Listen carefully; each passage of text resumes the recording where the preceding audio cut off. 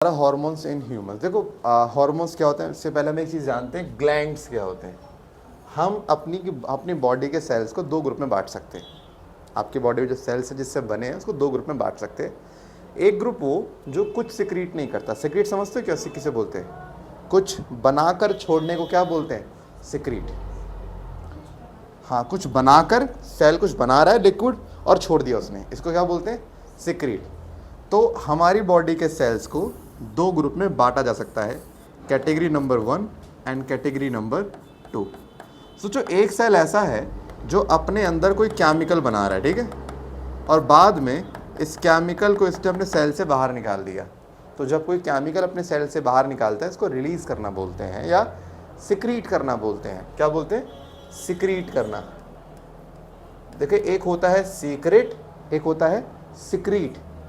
Secrete का मतलब होता है कुछ बनाकर छोड़ना।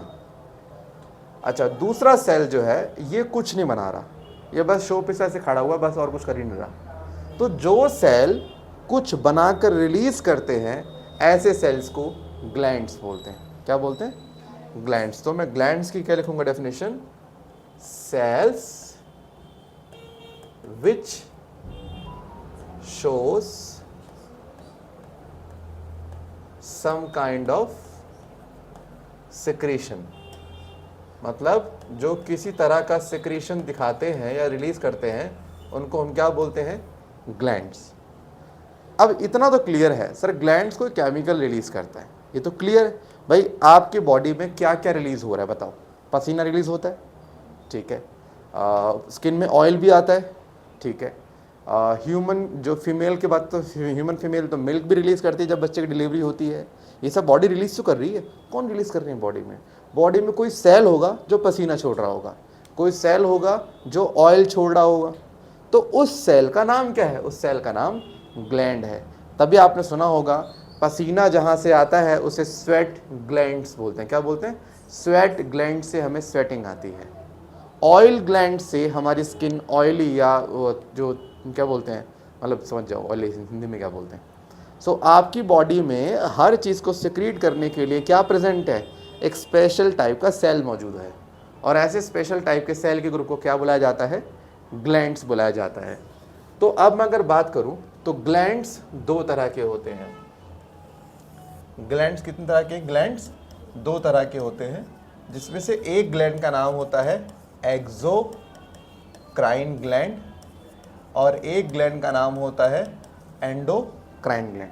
अब ये नाम रखा क्यों गया है? बड़ा सिंपल है। एक्सो का मतलब होता है बाहर, और क्राइन का मतलब होता है सिक्रीशन। एंडो का मतलब क्या होता है? हाँ, एंडो का मतलब अंदर होता है। अब मैं कहना क्या चाह रहा हूँ भाई, मैंने बोला आपकी बॉडी में कितने तरह के ग्लैंड हैं? दो तरह के ग्लैंड पूरी बॉडी में मौजूद, और दोनों आपके पास हैं, कोई एक नहीं, दोनों हमारे पास हैं। सोचो ग्लैंड, जैसे ग्लैंड को जो अपना केमिकल है कहीं तो रिलीज करना होता होगा ना, ये थोड़ी कहीं भी छोड़ दिया, कोई एक जगह होती है जहाँ पे रिलीज करना होता है, और जहाँ पर इन्हें रिलीज करना होता है उस जगह को क्या बोलते हैं? टारगेट। क्या बोलते हैं? टारगेट।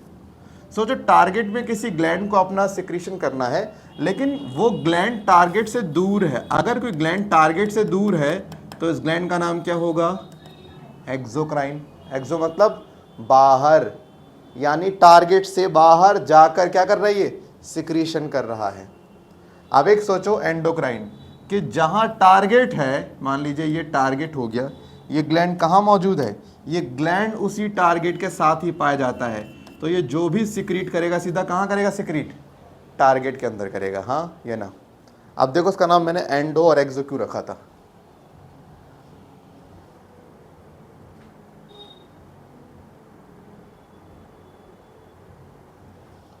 तो अब सोचो भाई, एक्सोक्राइन ग्लैंड क्या होते हैं? ऐसे ग्लैंड जिन्हें जहां पर सिक्रीट करना होता है अपना केमिकल, ये वहां से दूर पाए जाते हैं, तो इन्हें क्या बुलाएंगे? सोचो ना, आपको पढ़ने के लिए स्कूल जाना पड़ता है, अगर आपका घर स्कूल से दूर है तो आप एक्सोक्राइन ग्लैंड हुए, लेकिन आपका घर स्कूल के जस्ट साथ में तो आप एंडोक्राइन हुए, कि जहाँ पर आपको जाना है आप वहीं पर ही पाए जाते हो, तो आप क्या हो गए? एंडोक्राइन। और जहाँ आपको जाना है वहाँ से दूर मिलते हो तो आप क्या हो गए? एक्सोक्राइन। तो ग्लैंड हमारी बॉडी में दो तरह के होते हैं, एक एक्सोक्राइन और एक एंडोक्राइन। तो हमेशा टारगेट लोकेशन के पास कौन मिलेगा? एंडोक्राइन ग्लैंड्स पाए जाते हैं। अच्छा, दोनों एक तरह का केमिकल रिलीज करते हैं, मैं दोनों के केमिकल का नाम बताता हूँ। एंडोक्राइन ग्लैंड जो केमिकल सिक्रीट करते हैं, इनके केमिकल का नाम है एंजाइम्स। याद आया कुछ? आया? डाइजेस्टिव सिस्टम में जो पढ़ा था वो सलाइवरी ग्लैंड क्या है? एक्सोक्राइन ग्लैंड, उसने सलाइवा में सलाइवरी अमाइलेज छोड़ा था। तो पूरे डाइजेस्टिव सिस्टम में जो आपके पास ग्लैंड्स हमने पढ़े थे, ग्लैंड छोड़ो, जहाँ जहाँ से हमने पढ़ा कि मैंने आपसे कहा, देखो गैस्ट्रिक ग्लैंड मैंने आपसे कहा था, पेट में था गैस्ट्रिक ग्लैंड, जो क्या रिलीज़ करता है? HCl रिलीज़ कर रहा था, पेप्सिन रिलीज़ कर रहा था। तो वो गैस्ट्रिक ग्लैंड क्या होगा? Exocrine gland. ये हमेशा क्या रिलीज़ करते हैं? एंजाइम।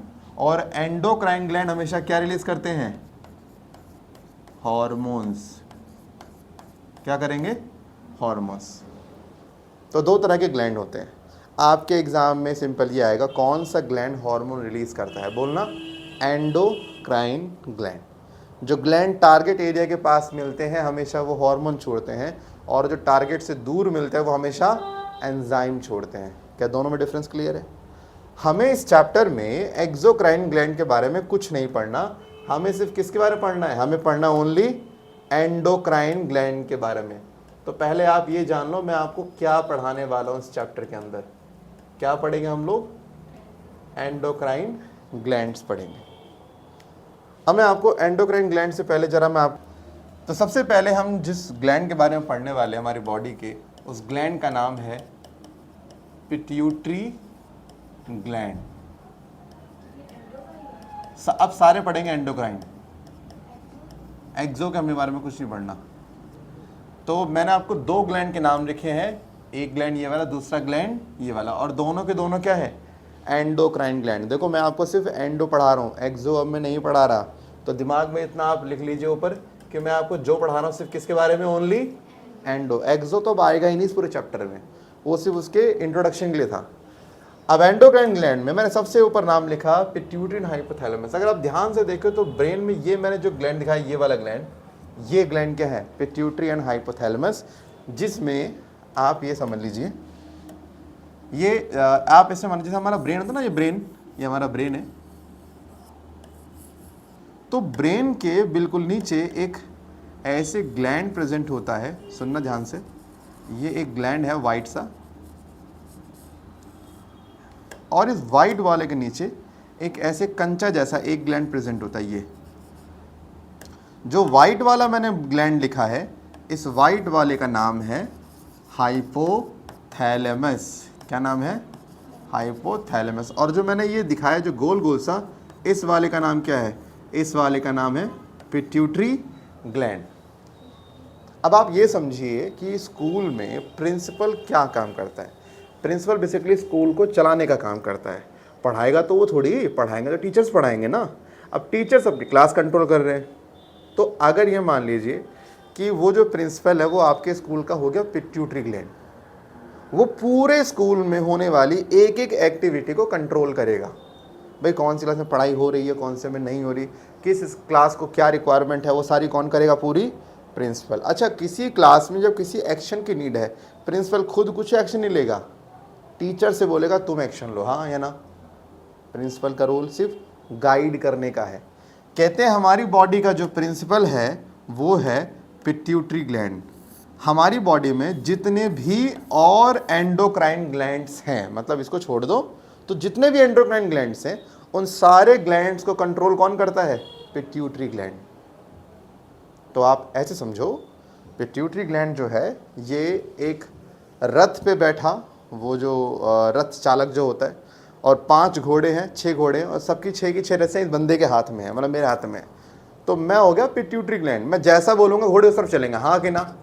अब इन घोड़ों के दम पे पूरा रथ चल रहा है, यस और नो। ये घोड़े कौन है? ये बॉडी के अलग अलग एंडोक्राइन क्या है? ग्लैंड्स हैं। आपकी बॉडी जो है वो इन एंडोक्राइन ग्लैंड से चलती है। किन से? इन जो छोटे मोटे एंडोक्राइन ग्लैंड्स है। और इन ग्लैंड को कौन चला रहा है? Pituitary gland. इन शॉर्ट बोलूं, पिट्यूटरी ग्लैंड सारे ग्लैंड का मास्टर है। मास्टर मतलब जैसा ये कहेगा ग्लैंड वैसे काम करेंगे। बताऊंगा ये सारे नाम कौन कौन से हैं। आप ये समझ जाओ कि मेरी बॉडी में 10 एंडोक्राइन ग्लैंड है, तो उसमें से एक तो हो गया पिट्यूटरी, 9 हो गए अलग। ये एक उन 9 को कंट्रोल करता है। तो क्योंकि ये उन 9 को कंट्रोल करता है, तो क्या मैं इसको मास्टर ग्लैंड कह सकता हूं क्या? मास्टर किसे बोलते हैं? जब कोई किसी को कंट्रोल करता है। अच्छा, पिट्यूटरी ग्लैंड को हाइपोथैलेमस कंट्रोल करता है, तो क्योंकि पिट्यूटरी को हाइपोथैलेमस कंट्रोल करता है, इसीलिए इसे क्या बोलेंगे? Master of master gland. आप ये समझो प्रिंसिपल को उसकी वाइफ कंट्रोल कर रही है, तो अगर प्रिंसिपल पूरे स्कूल का मास्टर है तो उस मास्टर की भी क्या है? एक मास्टर घर पे बैठी हुई है, तो वो मास्टर की मास्टर है कि नहीं? तो पहला क्वेश्चन आएगा, पिट्यूटरी ग्लैंड को मास्टर ग्लैंड क्यों बोलते हैं? क्या बोलोगे? क्योंकि ये बॉडी के सारे ग्लैंड को कंट्रोल करता है, इसीलिए। दूसरा, किस ग्लैंड को मास्टर ऑफ मास्टर ग्लैंड बोला जाता है? हाइपोथैलेमस को। देखो मैंने ब्रेन में दिखाया है, यानी ये जो ग्लैंड्स हैं ये कहाँ प्रेजेंट होते हैं? ये हेड में प्रेजेंट होते हैं, हेड में, अंदर ब्रेन के नीचे प्रेजेंट होते हैं। क्या? हाँ बिल्कुल, सेंटर वाले पे दिखा रहे ना, ये दिखा रहे ना, ये ऐसा नहीं कि यहाँ पे नहीं है, ये अंदर ब्रेन में है, यहाँ अंदर सेंटर जाके। सो मैंने अभी आपको बताया कि हमारे बॉडी में सारे ग्लैंड का एक मास्टर है जिसका नाम है पिट्यूटरी ग्लैंड, उसको कंट्रोल कर रहा है हाइपोथैलेमस, जिसको मास्टर और मास्टर ग्लैंड बुला रहे हैं। अब पिट्यूटरी ग्लैंड मैंने आपको बताया सारे करता कंट्रोल, लेकिन पिट्यूटरी ग्लैंड कुछ और भी काम करता है। जैसे कि हमारी बॉडी में जो पिट्यूटरी ग्लैंड है, पिट्यूटरी ग्लैंड एक हार्मोन रिलीज करता है बॉडी में, जिस हार्मोन का नाम होता है ग्रोथ हार्मोन। ये हार्मोन कौन रिलीज करेगा? पिट्यूटरी ग्लैंड रिलीज करता है। जैसे ये हार्मोन आपके ब्लड में आता है, तुरंत आपकी बॉडी की जो बोन्स हैं, जो आपकी मसल्स हैं, जो आपकी स्किन है, जो आपके ऑर्गन्स हैं, इन सब की लंबाई बढ़ने लग जाती है। जब से इन सब की लंबाई बढ़ती है तो इंसान की हाइट बढ़ती है। इन शॉर्ट, पिट्यूटरी ग्लैंड से निकला एक हार्मोन हमारी हाइट बढ़ाता है, और उसका नाम क्या है? Growth hormone. कुछ लोगों में क्या देखा जाता है कि पिट्यूटरी ग्लैंड ज़्यादा ग्रोथ हार्मोन रिलीज नहीं कर पाता, थोड़ा ही छोड़ पाता है बेचारा। तो जब मुझे बताइए, पिट्यूटरी ग्लैंड अगर ग्रोथ हार्मोन कम रिलीज करेगा तो हाइट बढ़ पाएगी उस बच्चे की द्वारा? नहीं, तो हाइट क्या रह जाएगी? छोटी। तो जो छोटी जिनकी हाइट रह जाती है, इसको एक प्रॉब्लम बोलते हैं, इसको ड्वार्फनिज्म बोलते हैं। क्या बोलते हैं? ड्वार्फनिज्म, जिसे हिंदी में बौनापन कहा जाता है ना, बौना बौना, ये बौनापन एक बीमारी है। ऐसे ही कई बार क्या देखा गया, पिट्यूटरी ग्लैंड नॉर्मल से ज़्यादा क्या छोड़ देता है? Growth hormone. तो इंसान की जितनी हाइट होनी चाहिए वो उससे ज़्यादा बढ़ जाता है। खली का एग्जाम्पल याद है? खली के केस में क्या हुआ है? ग्रोथ हार्मोन जितना रिलीज होना चाहिए था उससे ज़्यादा रिलीज कर दिया बॉडी ने, तो बॉडी की बोन ज़्यादा ग्रो कर गई, स्किन ज़्यादा बढ़ गई, मसल्स ज़्यादा बढ़ गई। तो ज़्यादा ग्रो हो जाने को पता है क्या बोलते हैं? जाइंजेंटिज्म। क्या बोलते हैं? जाइंजेंटिज्म बोलते हैं। जाइंजेंटिज्म मतलब होता है बड़ी हाइट का हो जाना, लाइक खली वगैरह में। और अगर ये नॉर्मल छोड़े तो जैसे हम सबके केस में नॉर्मल काम करे, तो में से कोई बोना नहीं, डोंट वरी, हम सबकी हाइट नॉर्मल है। अभी अपना ये आपका ग्लैंड काम कर रहा है, अभी ये और भी काम करेगा, अभी रुका नहीं, अभी करेगा काम। और इसको तुम कॉम्प्लेन पी के नहीं बोल सकते, या कुछ भी मार्केट की चीज़ खा के तुम पिट्यूटरी ग्लैंड को नहीं बोल सकते हाइट बढ़ा दे। हाइट तुम्हारी सिर्फ पिट्यूटरी ग्लैंड ही बढ़ा सकता है। ये बॉर्नविटा पेन से कुछ नहीं होता, कुछ भी नहीं होता। सबसे रविश चीज़ होती है बॉर्नविटा खरीद के पी लेना, इससे नहीं बढ़ती हाइट वेट। तो क्या आपको पता लगा? पिट्यूटरी ग्लैंड दो काम करता है, पहला सारे ग्लैंड को कंट्रोल करता है, दूसरा ग्रोथ हार्मोन छोड़ता है जिससे हमारी हाइट बढ़ती है। ग्रोथ हार्मोन कम हो गया तो डॉर्फनिज्म नाम की समस्या होती है, ज़्यादा हो गया तो जाइंजेंटिज्म नाम की प्रॉब्लम है। दूसरा ग्लैंड हम जो पढ़ेंगे वो पढ़ेंगे थायराइड ग्लैंड। अब ये तो मैंने आपको बता दिया कि हर एंडोक्राइन ग्लैंड एक हार्मोन रिलीज करता है, हमें सबसे पहले वो ग्लैंड और उसका वो हार्मोन याद करना पड़ेगा। जैसे पिट्यूटरी का मैंने क्या करवाया आपको? ग्रोथ हार्मोन करवाया, ठीक है। अब मैं आपको थायराइड ग्लैंड बताऊंगा। इस ग्लैंड का जो हार्मोन है, प्लीज़ ये भी नाम आप याद करें, इसका नाम है थायरॉक्सिन। क्या नाम है? थायरॉक्सिन। इस ग्लैंड का नाम थायरॉक्सिन है। अब कहाँ होता है ये यहाँ होता है, यहाँ। ये कहाँ है सर? ये गले में होता है। ये क्या है? ये गला है ना, जिस सामने ट्रैकिया, इस पे इस ट्रैकिया के ऊपर ना ऐसे चिपका होता है। सोचो ये आपका हाथ ग्लैंड है और ये ट्रैकिया, आपने इसको ऐसे पकड़ लिया ना, तो ये आपका हाथ क्या है? Thyroid gland. थायराइड ग्लैंड की लोकेशन पूछें क्या बोलेंगे? Present over trachea. ओवर मतलब ऊपर को बोलते हैं, तो अबव नहीं आएगा यहाँ, क्या आएगा? ओवर आएगा। तो बोलेंगे thyroid gland present over trachea, यानी यहाँ पर है। कौन सा हार्मोन छोड़ता है? थायरोक्सिन। अब देखो इसका भी काम सुनो, इसका काम है बॉडी में फैट, प्रोटीन और शुगर का मेटाबॉलिज्म कंट्रोल करना। सर मेटाबॉलिज्म क्या होता है? हमारी बॉडी में जो केमिकल रिएक्शंस चलती हैं उनको मेटाबॉलिज्म बुलाया जाता है। जी हाँ, हमारी बॉडी में भी रिएक्शंस चलती हैं, वरना इंसान जिंदा नहीं रहता। इंसान की बॉडी में भी क्या चलती हैं? रिएक्शंस। उनको क्या नाम दिया गया? मेटाबॉलिज्म। थायरोक्सिन ये डिसाइड करता है कि आपकी बॉडी में फैट कितना रहेगा, आपकी बॉडी में प्रोटीन कितना रखा जाए और आपकी बॉडी में शुगर कितना रखा जाए। अगर आपकी बॉडी में थायरोक्सिन ज़्यादा होगा तो आपकी बॉडी में फैट का ब्रेकडाउन क्या होगा? ज़्यादा होगा। आपकी बॉडी में प्रोटीन का ब्रेकडाउन ज़्यादा होगा, शुगर का ब्रेकडाउन ज़्यादा होगा। आप ये समझ लीजिए, अगर ये हार्मोन आपकी बॉडी में ज़्यादा हो तो ज़्यादा फैट ख़त्म करेगा, ज़्यादा शुगर ख़त्म करेगा, ज़्यादा प्रोटीन ख़त्म करेगा। जब ये सब ख़त्म करेगा तो इंसान पतला होगा, मोटा होगा? पतला होगा। तो ख़त्म करने के लिए रिएक्शन की स्पीड तेज़ होनी चाहिए, स्लो होनी चाहिए? तेज़ होनी चाहिए।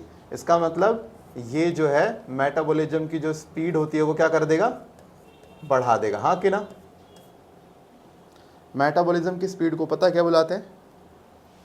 मेटाबॉलिज्म की स्पीड को बुलाते हैं बेसल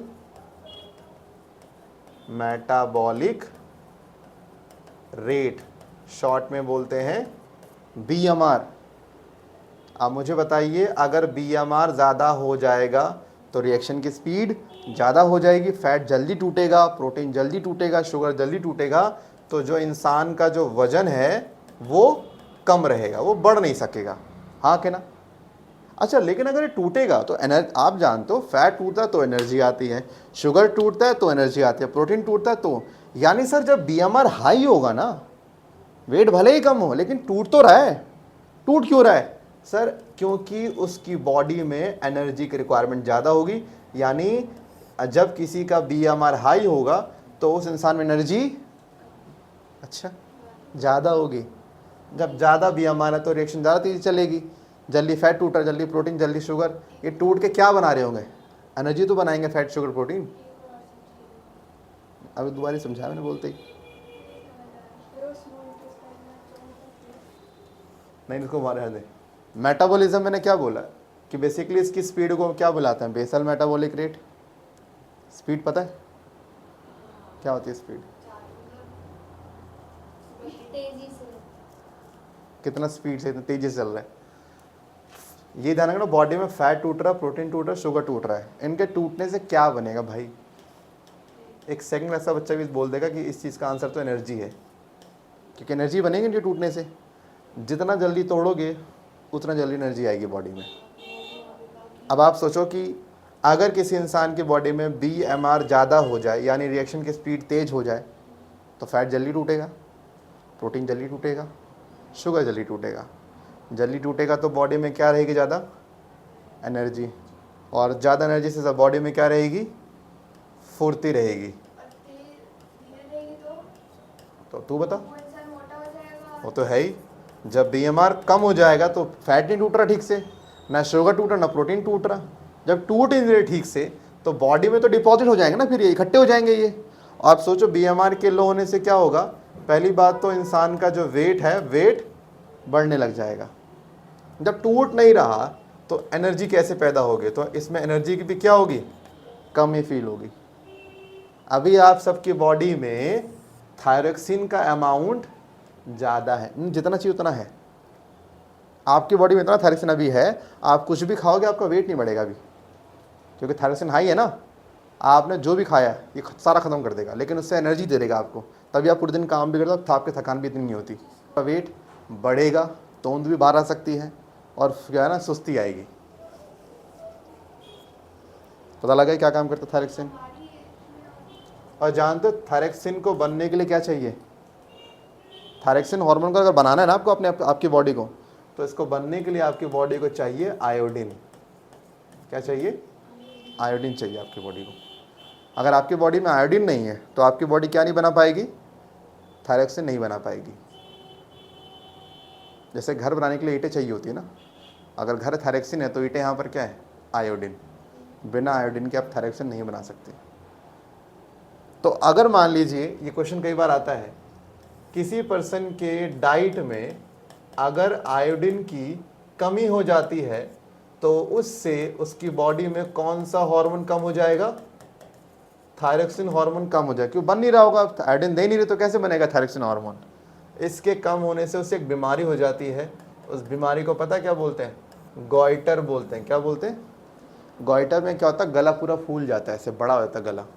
वो पता क्यों होता है भला? ये जो ग्लैंड है ना, ये ग्लैंड बढ़ जाता है, ग्लैंड का साइज फूल जाता है।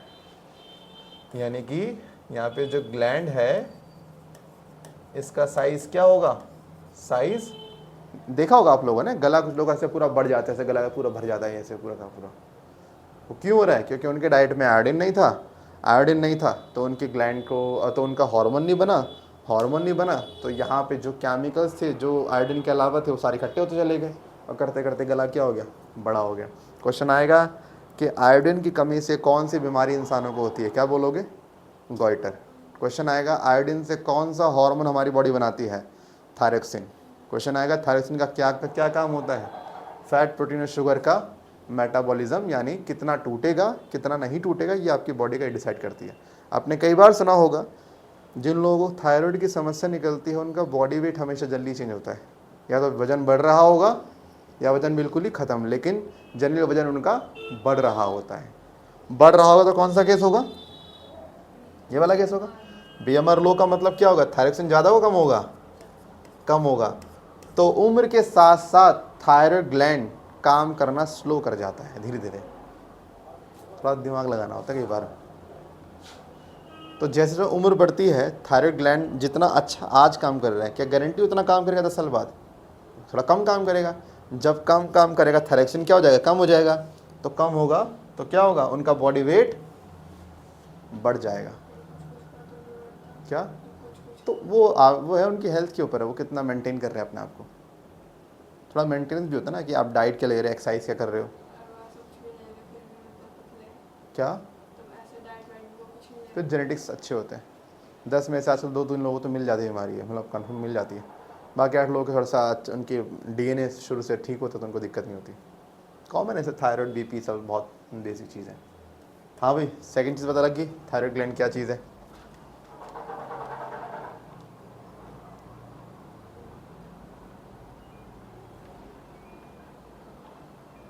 हाँ लगी ना? लग रही थी। ओके, सो थायराइड ग्लैंड के बाद हमारा जो तीसरे नंबर का ग्लैंड आता है, एक ग्लैंड आता है पेनक्रियास।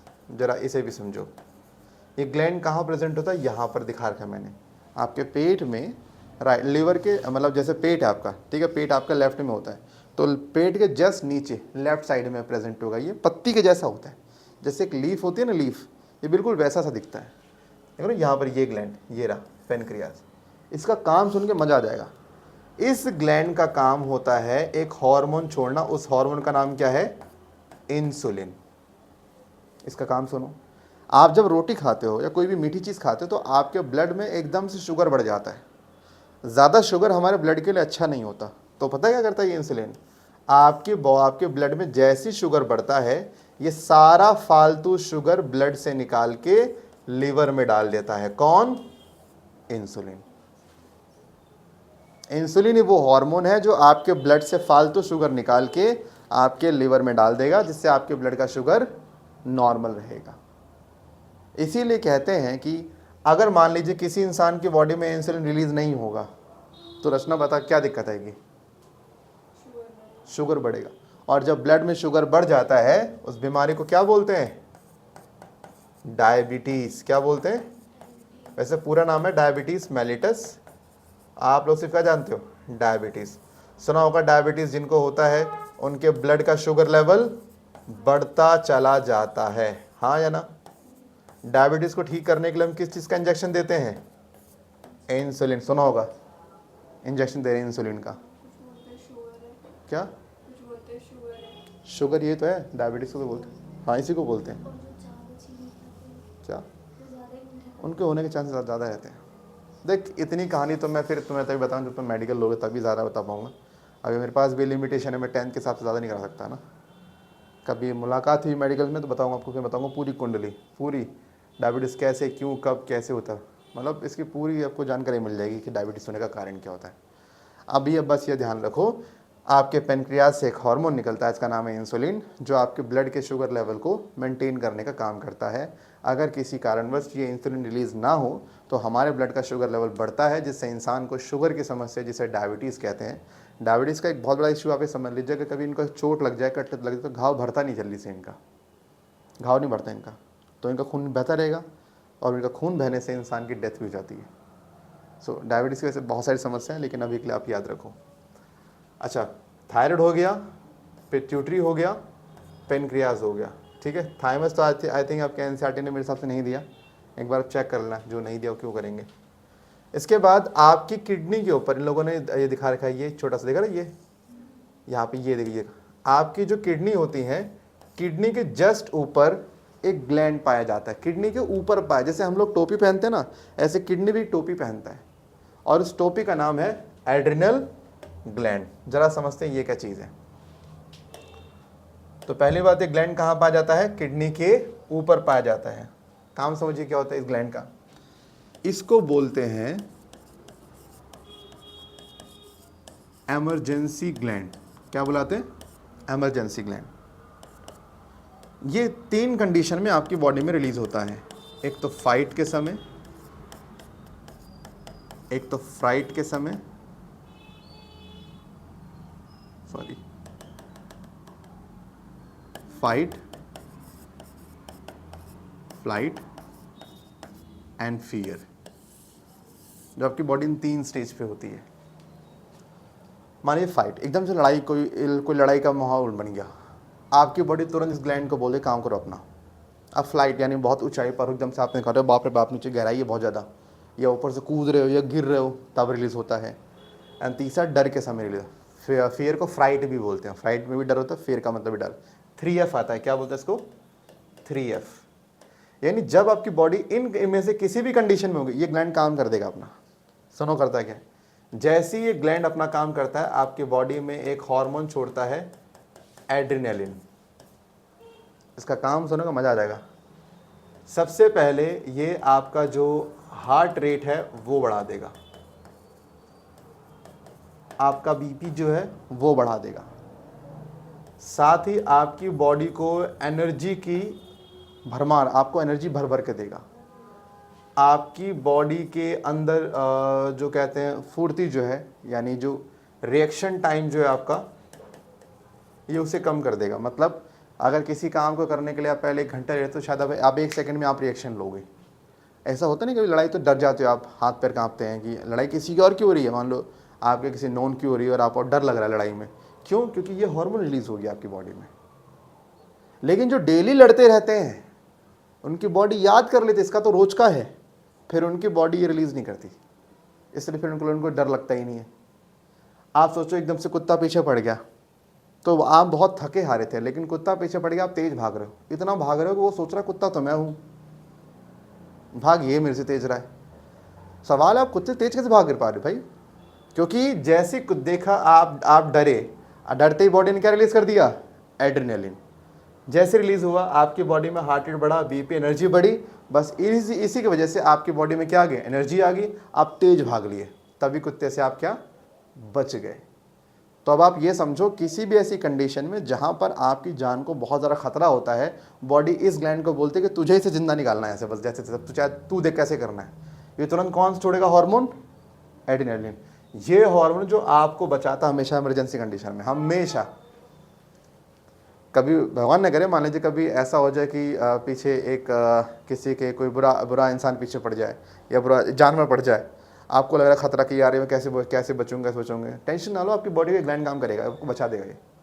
ये आपकी बॉडी में इतनी फुर्ती ले आएगा, बहुत तेज भागोगे, बहुत तेज, और जब ये बॉडी में हाई होता है आपको ना पेन का एहसास कुछ होगा ही नहीं।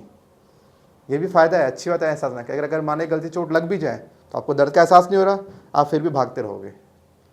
सो ये ग्लैंड सिर्फ कब काम आता है? ड्यूरिंग इमरजेंसी, जब आपको रिक्वायरमेंट होती है तब आपकी बॉडी में ये ग्लैंड आपको बचाता है। इसीलिए थोड़ा सा इस पर ना ज़्यादा जोर मारना। फिर बात आती है टेस्टिस एंड ओवरीज की। मेल के अंदर टेस्टिस पाए जाते हैं, पेयर ऑफ टेस्टिस, फीमेल के अंदर ओवरी। याद होगा मेल की बॉडी में टेस्टिस से एक हार्मोन बनता है टेस्टोस्टेरोन। कौन सा हार्मोन? टेस्टोस्टेरोन। और ओवरी से बनता है दो हार्मोन, एक प्रोजेस्टेरोन और एक एस्ट्रोजन। टेस्टोस्टेरोन की वजह से मेल में दाढ़ी, मूंछ, जो वॉइस में आता है, सारा टेस्टोस्टेरोन की वजह से आता है। तो मेल की बॉडी में प्रोजेस्टेरोन और एस्ट्रोजन की बॉडी में सारे चेंज आते हैं। लाइक वो जो उनकी बॉडी के अंदर जो उनकी मसल्स की जो, जैसे आप देखोगे मेल में मसल की ग्रोथ ज़्यादा होती है, फीमेल में कम होते हैं, क्योंकि मेल के पास क्या है? टेस्टोस्टेरोन। फीमेल के पास इसकी बहुत ज़्यादा कमी होती है। लेकिन फीमेल के पास मेमरी ग्लैंड, जिसको हम ब्रेस्ट कहते हैं, उसे बायोलॉजी में मेमरी ग्लैंड बोलते हैं, उसे ब्रेस्ट नहीं कहते। तो इसीलिए आपने सुना होगा मैमोग्राफी। मैमोग्राफी क्या होता है? ब्रेस्ट की जो एक स्कैनिंग होती है, सीटी स्कैन टाइप में होता है, तो उसे क्या बोलते हैं? मैमोग्राफी बोलते हैं। ये मैमो वर्ड किसके लिए लिया गया? Memo means mammary gland. तो यार नहीं, मेडिकल टर्म है ये, ठीक है। तो अब आप ये सोच लीजिए मेमरी ग्लैंड मेल में नहीं है, फीमेल में ग्रो हो रहे हैं। क्यों? किस हार्मोन की वजह से? इनकी वजह से। अगर गलती से किसी मेल में ये वाले हार्मोन ज़्यादा हो जाए तो उसके भी ब्रेस्ट ग्रो कर जाते हैं।